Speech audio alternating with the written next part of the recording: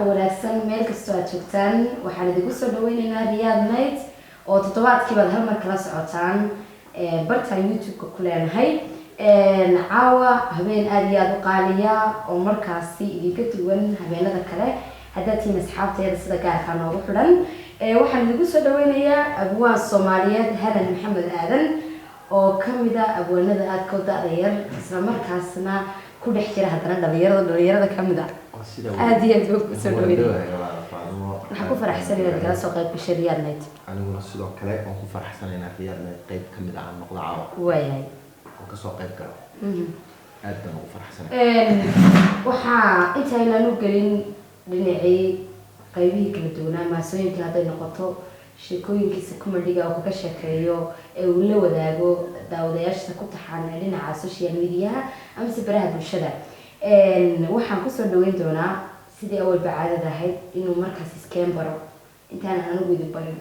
waayo anigu waxaan garanaya in la idhaahdo Hanan Maxamed Aadan laakiin isagu wuxuu garanaya wax ka badan halkii ku dhashay inuu yahay nin reerkiisa wala arrimahaas oo dhan waxaa u madreebintii halkan ku dhashay sheegtay magacayga saddex sheegtay sawir kore inaad iga qaadun bay ahayd ayun ba ku haday bal waa la daawadayaashan waa diyaar baan sawirkii kurkaana waa naga wada galnay waxa weeye Soomaalida gurigeeda sawir kore ku jiraan moogta qof kasta sawir kore ku jira ka sawirkii kurtaha iyo magaciisa taxanada diibtay waa way dhantahay bal waa waxaan jecelahay inaad noogu darto halkii aad ku soo dhalatay halkeed ku barbaartay arrimahaas oo dhan inaad adigu afkaaga ka sheegto loo baahay moogta waa sax weeye waa inuu tan idhaahdo hanaas wala shaqo liga dhigiseen mar haddaan fadhiyo meeshii xataa haddaan aamusnay already waxaad sheegtay waan kugu waafaqay waay bal adigu haddaba asxaabta waxaan leeyay ku xidhan Riyadh Night sida ay sheegtay magacaygu waa abwaan Maxamed ku magac dheer magaalada Hargeysa ayaan ku dhashay gaar ahaan weliba koonfur bari aan idhaahdo amaba yaa sii fogeynaya magaceeda haddaan sheega xaafadda xididta loo yaqaano adoo nin reerkiisa barasha markaas ugu keenna nin reerkiisa baan intaas ku dhaafayna waayo maadaama hadii reerkiisa lagu aqoonsado xataa inaad xidig degantahay looma baahna inaad sheegto Soomaa hadii aad laga sii raaco gurigaaga bisi ku hadii kale waxa sidii waxa farax martiile xidigtan deganay anna maxaan deganay daruuraha la deganay waayahay أولاً هذا واحد وكم دي هاي دليرة وانا الصوماليات إسلام كان حدنا واحد مدعيني هبلها أياد سقوطون طلولا إنه هبلنا ما توجعين نكون وانا دليرة هذا هبلها أمانة بل واحد هاي ننت هبلها أمانة بتهبلها بالكورة سيكا نسوف العليان مركز مقعيد ودين أول بمقعيد واحد كسف وذي تشاكتو runtii horta rag iyo dumarku faalmeed haway ku yara kala duwan yihiin raggu inta badan horta qof kastoo bini'aadam in la amaano u jecel yahay laakiin raggu waxay kaga duwan yihiin raggu waxay qabteen ay inta badan jecel yihiin lagu amaano anaga iska yara jecel in la yidhaahdo waa mujaahid waa shahiid raggaa sheegaya waa mujaahid waxaan ku dhahay waa nin waxaa sameeyey badanaa wixii uu qabteen lagu amaano ay jecel yahay laakiin dumarku waxay qabatay waxaanay qabanba inaad ku amaantay jeceshay inta waxa u baahan tahay qurux badan tahay waxyaabo sax badan tahay magaceeda maxaa ku dhahdaa qaab yar oo qurux badan loo dhigo nabigeena maxamed oo kaliya alayhi salaatu wasalaam ayaa tusaale noogu filan Aisha markuu u yeeriyo yaa Aish buu jiray magaceeduna Aisha buu ahaa yaa Aish buu jiray magaceeda carabida dalac baa lagu yiraahdaa magaceediyo si qurux badan loo dhigay weeyaan marka oo la koolkoolin bay Soomaali ku noqonaysaa مثلا فاضمو kala faadumina la yiraahdo xamdo kala xamdiita la yiraahdo way jecelin waxay ku abuuray rasuulkeena ba alayhi salaatu wasalaam xaaskiisii mid kasta magaceeda soo gaarin jiray siro kala qurux badan dhigi jiray marka waa wax dumarku ku abuuray weeyaan inay jecelaystaan koolkoolinta iyo amaanta labadaba ay jecelaystaan marka taas ay ugu kaliftay maadaama waliba ragii Soomaaliyeed ay galeen inaan ugu dhaxda xido waxaana sababa inta badan oo dhacda inta badan dumarka wadiga arkay habliheen inay la baxaan magacyo aan halkii raggu ay uga bixin lahaayeen magac inay uga bixin lahaayeen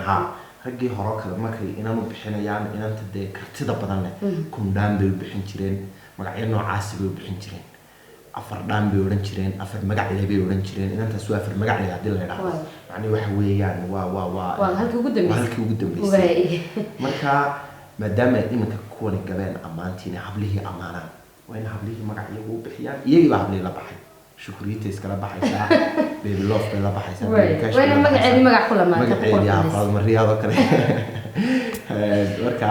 waa hamdihii lableedoo kale adiga arkay markii wayna magacii wax ku kabtaa wayna ku kabtaa marka taasay u kaliftay inaan shaqada qabto maadaama habluhu badan oo dhalinyaraha social media ku xidhan yihiin oo ku taxayin oo dinan walba magaceeda ka soo hadashay hablaha maxaad kala kulantay ama se inan kasta markaad aragto ama ilaa magacii baad ka samaysay inka faalmo kale ka samayso 100 faalmo arkaysa moogta ama asxaabtiina ama family-tiina ama aad isbarataan markaas oo kale sax marka maxay ku soo falceliyeen horta magacu qofka saameyn buu ku yeeshaa haddana imanka magac foolxun kuu bixiyo niyadaad ka foolxumaanaysaa magac qurux badan haddaan kuu bixiyana niyadaad ka qurux badnaanaysaa waana tu rasuulkeenu yidhi calayhi salaatu wasalaam ilmahaaga waxaad u hiilaysaa markaad magaca u bixinaysa iyo markaad hooyada macnihii ilmahaaga ku dhalaysa aad u guursanayso marka maadaama ay qofkii magac fiican marka loo bixiyo magac karti loo bixiyo qofkii geesi oo kale haddii qof loo bixiyo automatically qofkaas geesi buu noqonaya ayuu noqonaya magacii baa saameyn ku yeelanaya marka inta badan dumarku markay inta isku magacan saameyn buu ku yeeshaa magacii deeta way isku soo dabeecad dhawaadaan hablihii intii isku magac ahayd dabeecado badan bay iska soo shabahaan walow dee bani aadamka badankiisu dabeecadaha iska shabahaan badankoodu laakiin inta isku magacii way sii shabahaan oo magacii baa saameyn ku yeelanaya moogtay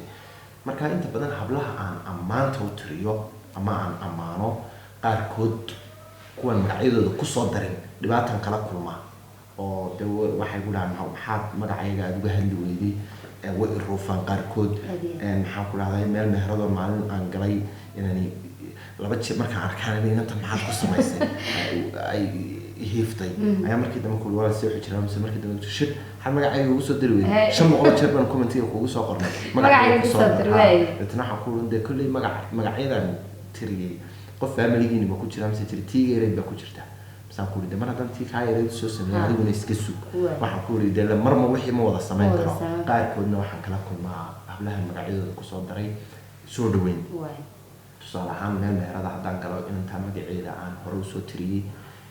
si waxay iga soo dhawaysaa dadka gaara iyadoo weliba igu ammaanayso le macnihiinaada aniga iga hadlaysay baad moodaysay marka labadaba waan kala kulmaa intaana ka bixin qaybta magacyada waxay jirtay aniga laftirkayga markaad iga soo samaysay waxaa soo dhigay instagramkayga waxaa dhigay wiilka hadlay soo qabto sax marka habluhu ammaanta way iska jecel yihiin aniga laftirkaygu falcelinteedii social media soo dhigo soo falceliyey sax waayahay weli waxaad daawanaysaa Riyadh Night habeenba habeen buu ka xiisa badan yahay caawa heesi mayno laakiin waxaan idinku madadaalinaynaa suugaantu maadaama ay sal ballaaran tahay qaybaha kala duwan ee suugaanta iminkan waxaan jecelahay maadaama caawa abwaan hadal halkan fadhiyo inaynu uga faa'iidaysano Riyadh Night oo balinala wadaago hablo badan oo Riyadh Night daawanaya ku xidhan bal magaceedee baad jeclaan lahayd caawina inaad nala sii wadaagto inaan soo qaato insha Allah waxaan soo qaadanayaa kaagi baan soo qaadanayaa Faadumo waaban marka ay amaanayo waa foorsanaya laga gartaa Faadumo tixri aan ku amaanay waxaa ka mid ahayd haddaan sheega Faadumo ruux maaha fudud oo qof kasta uu furi karo farda foolitaankuba waa fara ku haynteed wuxuu baa fasiri kara fahmi kara ujeedada dabcigeeda Faadumo filinkeeda qaban kara ninkii fiira dheer iyo foolaadka oo qura wallahi shaalka absolutely haye marka foolaadkan waxa la ragga ugu sareeya foolaadka la dhaho walba geesinimada deeqsinimada fiir dhowrka beedka iyo farsamaynta guriga iyo fiicnaanta ubadkaaga qalbigaaga faraxiisa faytamiina kala jaada waxa faalada helo fariidnimo u dheer tahay Faadumo ogsoonow oo ku dardaarmaya waa maqlaysaa faanin maaye faaliyo hore filka iga dambeeyo firigeedu waa gobe Faadumo ogsoonow Faadumo ogsoonow sidoo kale waxaan soo qaadanayaa iyadana inanta hani magaca hablaha hani la yiraahdo walow dabeecadooda aan ka soo sheekeeyay laakiin waxaan nala wadaagayaa on tixi aan ka sameeyay hani iyada gabay baan u tiriyay iyada waxaan waa wad ku nuxnuxsatay ku nuxnuxsaday waxaan idhi inkastoo haween lama simin hanayla ii nuurshay inkastoo hanaawacan darteed hadima ii gaadhay ma hawaysta ninkii aan aqoon hana dabeeceeda haydaara ruuxii aanu marin waa u hawlyaray haddii quruxda ruux noqon lahayd hafarku waa ceebe hayiin iyo dayiin oo miyuu hani ku haasow iska heesimaayay nafluu haatan wadayaan habeendhalad ilaah baa ka dhigaya haybad gooniya hadalkeedu waa malab sidii himirtii doocaane ilaa baxay lamoodiya filkaa kuma hawaystaan waxaa tahay haweentii u mudan hab iyo maamuus jeeron maduundhaan hantiyo way hurda la-aan hiddoy dhaafta mooye qof kale haygeysna waxaa jirtaa hanadow ma jiraan magacyadan aad samaysidii hablaa mid saameyn kugula oo aad iska jeclaysid magacyada qaar baa jira qofku ka heli karo hanidan oo kale ayaa kamid ah ayaad ka heshaa hanidan oo kale kamid ahaa magaca hadda inankana waa singale ha la ogaado hablu soo waa sidaa wey soo saa kuguma ogaalo waxaa jirta kaaga iman mayso waxaa jirta sheekooyin amase maase la yihahdo baxsan ood sheekana ka samaysay sugaana ka samaysay bal sheekada baxsan caa waxaa rabaa inaan kusoo gunaanidno waa sax weeye kolley inkastoo ay dhamaanay baan maranay sheekada baxsan waa noloshiyo nolosha qayb kamida weeyaano noloshuna dee ilaa dhimato ma gunaanada oo ma dhamaato intay nool nahay baxsan sheekadeedu ku dambeyn doonto soomaaliya waynu wada joognaa hadda laakiin in yar idinka taabto baxsan sheekadeeda inanta baxsan la idhaahdo horta baxsan magaceeda caadiga maaha magaceeda caadiga hani baa la idhahdaa gadaal baan ku ogaan doonaa baxsan anaa ula baxay iyo maandeeq magacyo badan oo noocaasa baan ula baxay inanta baxsan booqasho gaaban waan ku tegay magaalada beledweyne ayaan inantaa ku arkay sida la sheegana magaalada beledweyne magaalo hablo aada u qurux badan ay joogaan wayaan magaalooyinka soomaaliyeed waana halkii uu abwaankii weynaaye hadraawi oo beer loola ku caashaqay waxaabad moodaysa ba exactly inaan dhabihiisi marayaan dariiqiisi laga yaaba hadaana dhanna ayuu tahay baxsan waa buugaag bay sidatay markaan is aragnay arday bay la socotay buugaag bay gacanta ku haysay waxaan horta marka hore la yaabanaa waqtigay kasoo baxday madrasad oo kale balcad may xidhnayn marka inay madrasad ka timid iskuul ka timid maan kala caddayn karin laakiin waqtigaa corona jiro attentionkayga waxaan ugu jeestay ardayda waxaan noo talow maxaa ardayda wax loogu dhigayaa corona ba jiray dadkan la isugu geeyey kadibna anagoo sidii weegayba inaan tani kasoo dhex baxday baxsan la idhahdaa baxsan la baxay kadibna aad bay qanacsan runtii waan dabagalay kadib markaan dabagalay ayaa waxaa dhacday aabaheed ayaa markaa guriga hor taagnaa gurigii baan dabeetana hor istaagay markay gashay waan istaago maxaad u baahnayd buu guuri iyaduna already way fahamtay inaan iyada u socdoon u jeedo way fahamtay laakiin way da-yaray laakiin haddana dumar yaryarays malo way fahamtay kadibna waxaa dhacday inantii baan anigoo saasoo kale u eegaya gurigii markay gashay waan hor istaagay gurigii odaygii baa fahmay oo talo maxaa dee ninkan muxuu ahaa kadibna si adag buu lahadlo maxaad doonaysay buu guuri deetana intaanan hadal soo celin ayaa waxaan arkay inantii baxsana guriga gashay iyo daaqada gabadh daaqadii albaabku isku xigaan iyo gabadh daaqada soo taagan gabadha daaqada soo taagan baa dabeetana saa igu tiri macnii dhaaf oo kale maadaama ay dhaaf igu tiri waxaan dareen halkaa ka qaatay gabadhani inay ninkana ila diidayso balse haddana guri wuxuu galay markii gabadha ila xanshaashaqaysa aan arkay sababtoo ah marka qofku kula xanshaashaqo macnihii waxaad ujeedana uu ku fahmay arrinna uu kula wada weeyaan haddii kale oo aanay side dhihi lahayn oonan cid arki lahayn amaba iyada aan arkayo laakiin aanay wax dareena aanan ka arago ama soca ama ila hadal already wada waan iska socon lahaa tiibaan guriga geliso waxaan idhi odaygan dhaafun baa lagu leeyay oo waa tadee inan matala aad la sheekaysto kale haddii waalidkeed ka soo baxo ama inaad midba midka kale iska kabeeyo oo dabeetana marka la dhaafo hawshii meeshii ka baxa odaygii ama qofkii la iska kabeynayay kadibna hawshii sideedii kusoo noqoto kadibna halkaasaan go-aan ka qaatay inaan soo noqdo kadib waan soo noqday muddo yar kadib waan soo noqday daaqada lafteedii baan haddana kula kulmay inaan islaantii may igu lahayd dhaaf kadibna islaantii baa adigu igu tiri iska warhooyo waan salaamay ma fiicantii baan kuuri daaqadii kamay dhaqaaqeen kadibna haa baan kuuri kadibna waxay igu tiri waan ku garanayaa soo abu hanamati saan ku lahaa mise tiri maasha allah waan ku taageeraa in badanna social media waan kaa daawadaa kadibna magaceedii bay qortay waxay qortay lamarkeedii magaceediina way sheegtay Sahra maama Sahra la yiraahdaa kadib markaan xaaladaa galay ayaan maansadan dabeetana curiyey aan leeyahay barbaar soo kaxayso bilicdooda yaabtiyo bilcantii haweenkoo rabdhigeen baxnaansho baal dahab la moodo quruxuu ka badiyay ayaan saa ka baashiray aan ku bayaashay baxsanow hadraawi boqorkii abwaanada yartii qaaday beerkee u bixiyay naftiisii qalbigiisu beegsaday ubadkii ka beermaa beertii dhex joogo beledweyn sideedaba beer lulama weydo waaba wada beer magaalada beledweyn haloo gaado aan sii ballaashay hoygii barwaaqada bare lagu nagaadiyo beledweyn dhulkaygii ayaan booqday caawo kolkaan soo baraarugay aan bariistay subaxii barqadii u soo baxay bartimaha magaalada baala daymadkaygii anigoo baraad qabin waxaa soo bilaamo isha bili kusoo yidhi haween boqoradoodii beerlula dhasheedii indhihii basaasaa baxsan aragtideedii mar kula bogsoodo biririxayaan ahay hataa hadday boqoro yar yahaysay biririx aan noqday ilan bixisa weeyo adduunyadu baraariya boqolkaba ma gaadho hadday meel bogsoogtana boo kalaa dilaacdeen hadday indhihii bogsoodeen biririx indhihii ka noqday meel kala haddana ay ka bilaabmay xanuunkii ilan bixisa weeyo adduunyadu baraariya boqolkaba ma gaadho hadday meel bogsoogtana boo kalaa dilaacdeen bahdii caashiqaan galay qalbigaan bastay ahay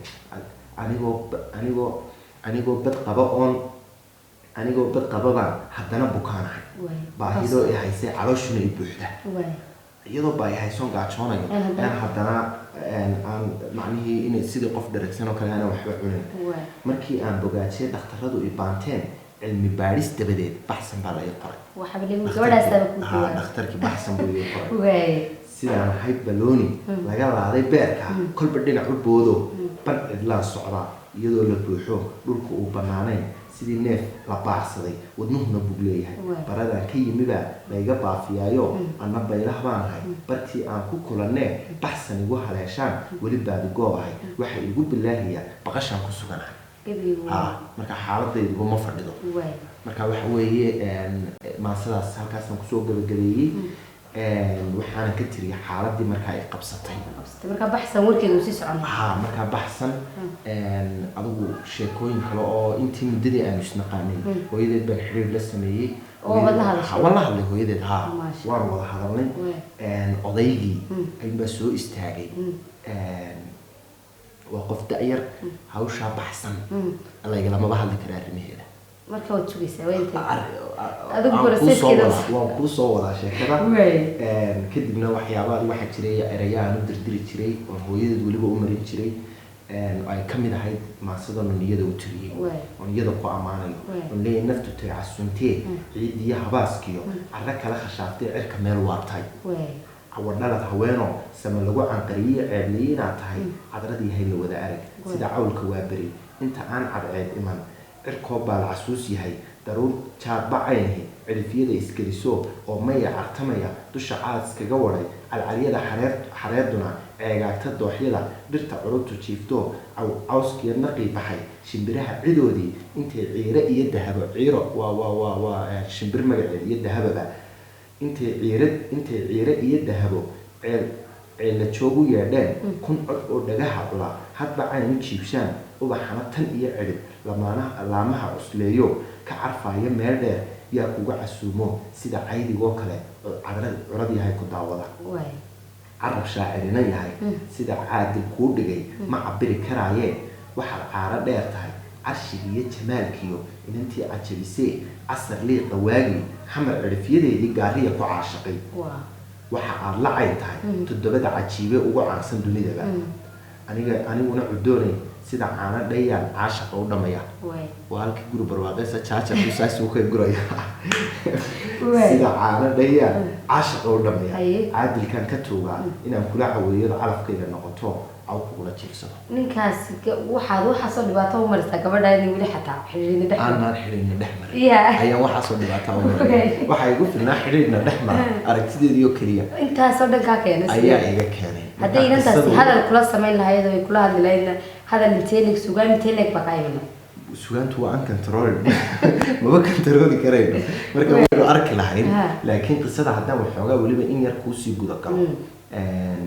reer ay ka dhalatay iyo familiga ay ka dhalatay waa reer aada u adag maxaan ku dhahdaayey reerkii adigu dhibaato yar baa dhacday mana yara oo musiibo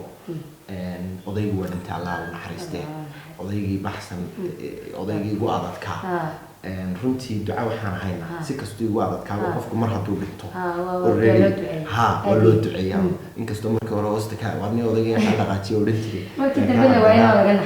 laakiin wanaagsan buu ahaa allah yarxamo kolley reerkiisa u lexe jeclo badan oo ubadkiisa jecel ayuu ahaa run ahaantii walow ay islaantu igu odhan jirtay markaan inta badan taleefonka kala hadlayo baxsan ugu jecel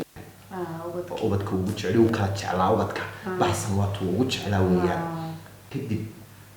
odayg markuu dhintay horta waynu ducaynaynaa hadduu xataa qof xun qofku igu dhinto rasuulkeena wuxuu yidkuru maxaasina mawtaakum dadkiina dhintay wanaagun ku xusa xumaana ha ku xusina marka baxsan aabaheed markuu dhintay allah yarxame reerkii yara kala tafaraaruq baa ku yimid adadkaantii badnayd iyo jimaaxii wuu ka baxay meeshii maxaan ku dhahdaayey kolley dee caailad odaygii hayay wuu ka baxay waad garan karaysaa dhibaatada lasoo gudboonaatay laakiin waxaa jiray inan ka weyn iyada inankaa ka weyn oo inanka ugu weyn reerka ah oo aan filayo inuu dhabadii aabihii hayo oon rajeynayo weliba inuu reerka sidii aabihii u hayay uu hayo markaa waxaan leeyahay aan hawadan u marinaya maama sahre iyo baxsanba kolley waa laga yaaba barnaamijkeena daawadaan macnihii inay ahaadaan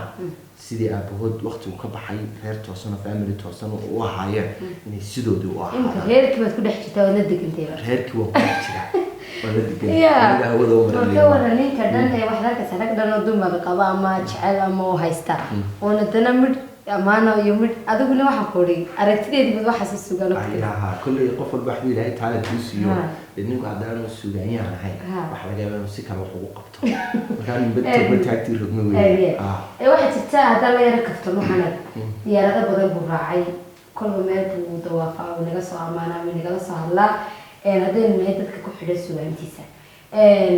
bal waxaan doonaynaa markana inaan wax ka ogaano meelihii ugu badnaa u tagay iyo waxyaabihii kula soo kulmay runtii safarkii hargeysa markaan ka baxay aan galay marka inta muddada ay igu soo horreeyey safarkii muqdisho ahaa magaalada muqdisho markaan xasuusto kolley markaad dad u tagta aad kala lahjad tihiin waxyaabaad kala kulmaysa aanad de macnihi adiga xisaabta kuugu jirin meel magaaladaada 10 kilomitir u jirta haddaad tagto wax islaaf yaqaanaan ayaa jira oo adigu aanaad garanaysa gabadhaada xaafadaha dhici karta magaalada gudaheeda inay lagu kala duwanaado kelmadaha suuqdiga la adeegsado lagu kala duwanaado waxay igu dhacday muqdisho horta tii igu waalneed igu dhacday waxay igu dhacday meel hotel pizza house leedha ayaan fadhiyey markaa waxay hor yaalay waxaan cunayay xabxab ama koonfur qaran looga yaqaano feeta ah ayaan cunayay kadibna inaan muddo aanaan saray oo reer muqdisho ah ayaan isku soo naxnay hargeysa joogi jiray hargeysa in badan deganaa waan isku naxnay wari waran oo saaxiib soo wanaagsan alxamdulilah iyo khayro markaa lahjada hargeysa war hebel u isqarxiya haddaad maqasho ama ma isqarxisay iyo goorma isqarxinaysaa guurkeenu isticmaalo waana afka iska dhalinyaradu ay ku wada hadasho dabeetana waxaan idhi markaa miisas baan dhinacyada igu dhadhawaa kadibna hadalkayga anoo weliba kor u qaadaya waaraha dhameed weli isqarxin inaad isqarxisaan ku moodaye geliga dadkii meesha fadhiyo horta way naxeen qarxna oo sheego tarba wadaba kala isbiimeynay idii soo galay waxa kadibna inankii baa fahmay tagara waxa maxaa ninka qaatay inankii baa markaa wuxuu fahmay qaraxana ka sheekeynaya de inankuu fahmay oo reer lahjada hargeysa u garanayay waa ka tabatanantu hararaha eega dadkii oo dhiba jaan leegaatay oo in yar inay u cararaan u jira oo diyaara ayaa waxa dhacday guuri de inagu hay isqarxinta waxaan naqaanaa guurkeeda laakiin dadkani de uma yaqaanaan isqarxinta wax kala loo yaqaanaa wali dadkina way didsan dadku way didsan oo damay dhagtiiba taagan baa miiska nagu xigay isagoo dhagtaaga taagan boo waxay leeyihiin xataa qarax mala orod kaga dheerayn maysaan dabeetana wuxuu yidhi qarax inagu waa isqarxisay waxaan naqaano u guursaday qofkii de uma naqaano halkan laakiin wax kala qarax looga yaqaano halkaa ku noqo igu yidhi ma guursatay u bedel dabeetana markiiba qosleen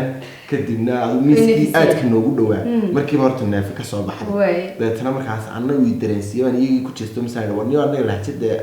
hargeysa markaad joogto dabalu isqarxiyey waxaan u isticmaal lagu guursaday ayaan u isticmaalnaa markaa isqarxintii kale maaha ee shaydaanka iska naara taas waxay muqdisho oo dee markaas waxaad ka jirtay waddanka Soomaaliya markaad tagtay Turkiga maadaama uu Turkigu laga sii daraya oo adarkiisa dad aynu si kala dhaqan duwaneed Soomaalida ka dhex baxda waxaad aragtay inkastoo waddan muslim yahay kale qisooyin badan way iga dhaceen oo haddaan dee sidaa ka sheekeeyo inay kaba geeyoon laakiin qisooyinka unique ah ama ka gaarka ah ee aan xasuusto waxa ka mid ahayd basaska waxa lagu raacaa kaadhkaas deetana saaraysa kadibna xaafad Shankaaya la yidhaahdo baan deganayn bas 317 numbarkiisu yabaan raaci jiray kadibna waxa dhacday kaadhkii baa iska akhriyo shahar bay ahayd xaafadda qof waliba kaadh buu haystaa islaamu kaadh bay iska haystaan guriga intaan ku wada deganayn dhalinyartu iskuuley tagaano familigaan wada deganayn dhalinyartu nin walba kaadhkiisu iska haystaa weliba ardaydu inta badan qaar oranji oo ardayda loogu talagalo ka lacag jaban bay haystaan kadib waxaa dhacday ilaa 4 kaadh 5 kaadh ayaa mid walba idhaa niyo ma hubo inuu maran yahay malaynayaa kadibna 5 kaadh baan soo qaatay nasiibso miduun ha kuu saarno dabeetana waan saaray markaa iyo taarsiis bakiye ay gabadh baa ka dhex hadlayso markuu maran yahay ku odhanaysaa marka aanu marnayna town card bay ku odhanaysaa waad soconaysaa markaa kadibna waan saaray iyo taarsiis bakiye uu maran yahay dana kii kalaan saaray uu maran yahay kii kalaan saaray dad baa iga dambeeyaa kuyuga ku jiro oo sugaya haa dabeetana kii darawalkaaba marka 5tii saaray 5tiiba marnaaday ayaa marka inta badan shaygu madho aan lacag jirin wuxuu ku odhanayaa lacag biro ayaa la siiyaa 3 teele iyo badh ayaa la siiyaa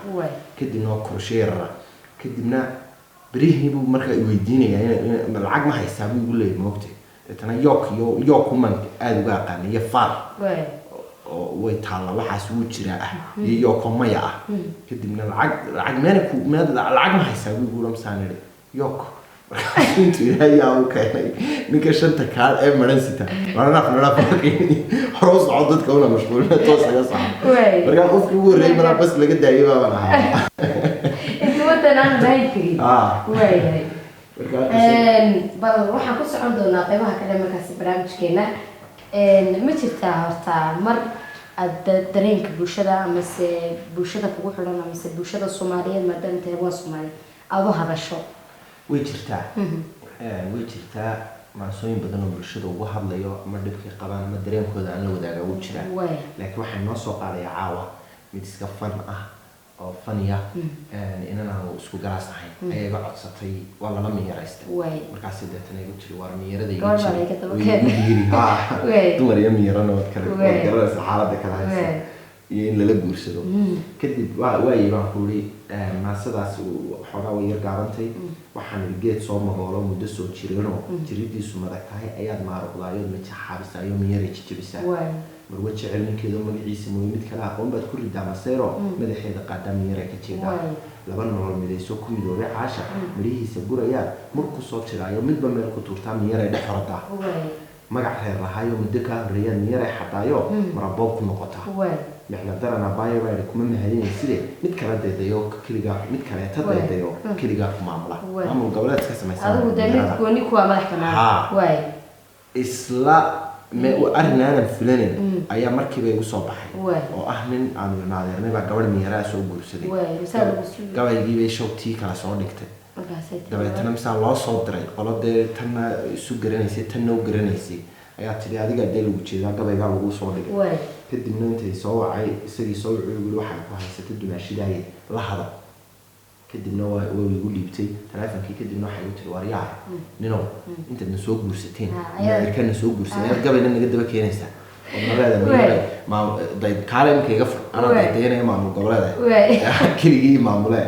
kadibna waxaan idhi tii adigana aan kugu hilinayay ayaan keenayaa kadibna waa igu tiri waxaan idhi dabeetana anigoo xaggii muweynta haddana soo maray xaggii miyarada ka socda xagga muweynta ka socda ayaa waxaan idhi abwaan macallinaa yidhi umalxiiska ruux kale waxa kaaga magac roon ha lagu mushxaraday adigoo mid guursada waa abwaan ibraahim alla yarxamu ereyadiisiiba kamid ahaayeen anna madasha caawa iyo maanta waxaan idhi mawlaa baneeye mid labaadna guursada mar kaleeta guursada afar taba mideeyo boqortooyo maamula mudanoo rasuulkiyo mustafa tusaale ah yuu maran dadkeenuye mid kastooba taagtaa diintaa macnaysee min weyne dabadeed waxaad mehersataan musaniyo sulaasa marxabiyo rubaaca muslimiinta badiyo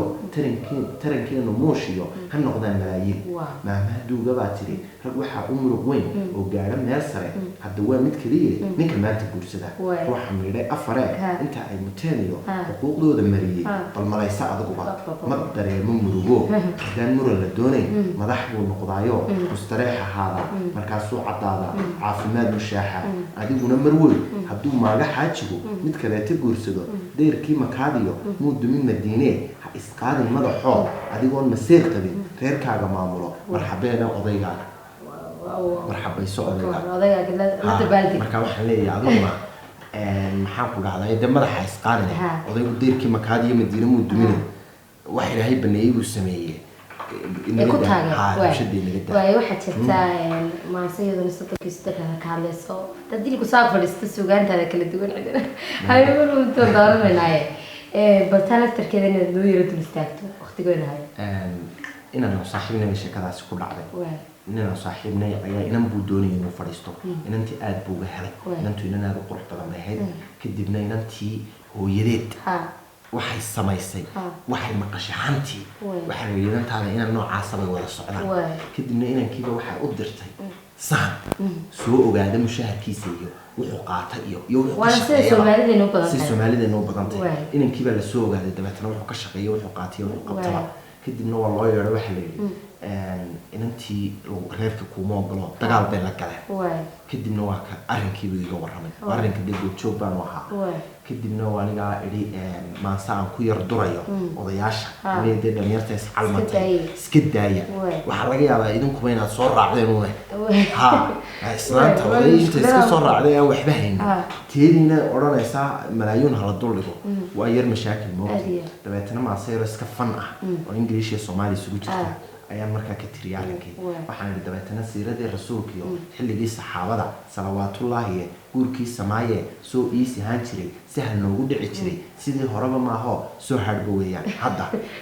soo haadhba weeyaan subaxa dhaqaaqday simantaad is joogtaan soo mehersa doontaa soddog maanka beelo surmi lacaga uun qaba soo bood ku dhahaya sanda manida kaashka $7,000 sinti kaaba deynin sodohdiina dhinaceed sahan bay diraysaa muxuu saaka qaataa ma sitaa digriyo shirkad noo sarreeya samtel noo shaqeeya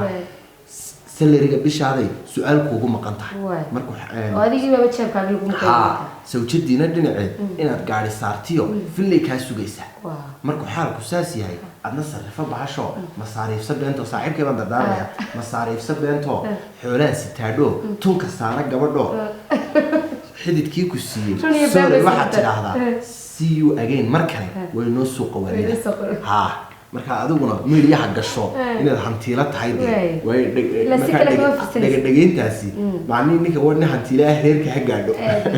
marka adiguna beentaas sheeg baan saaxiibka markaa kula dardaarmay hal waa jeclay inuu Riyadh Med iyo bulshada Soomaaliyeed bal si joogo laakiin waqtiga ayaa markaas inaya waxaan uga mahadcelinaynaa sida quruxda badan ee markaasi uga qayb qaatay ama qayb weyn uga yahay Riyadh Med online wad mahadsantahay inaad nala sii joogto oo jeclay insha Allah barnaamijka waxaa jirtay toddobaadadan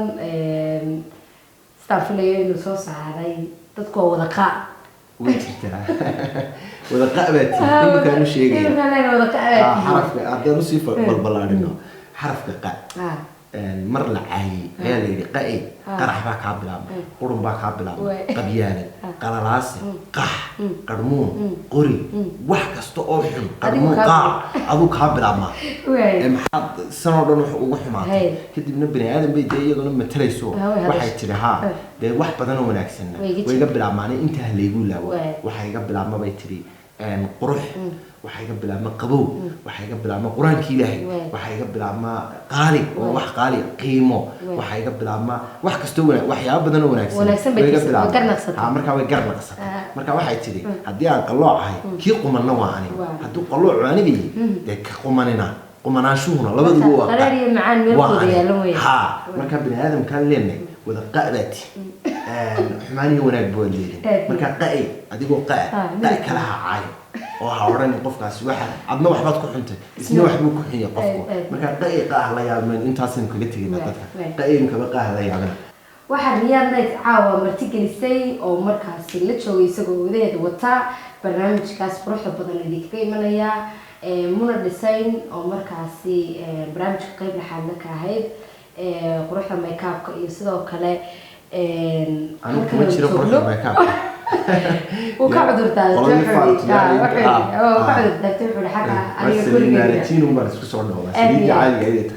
إلى سبيل لفتر كذا أنا كعاون مركا وحنو مهدنا ولا شيء من السين أو لأن هاي ومهسبت هاي سيدا قروح بدل مركا سريان نتقيب وقالتي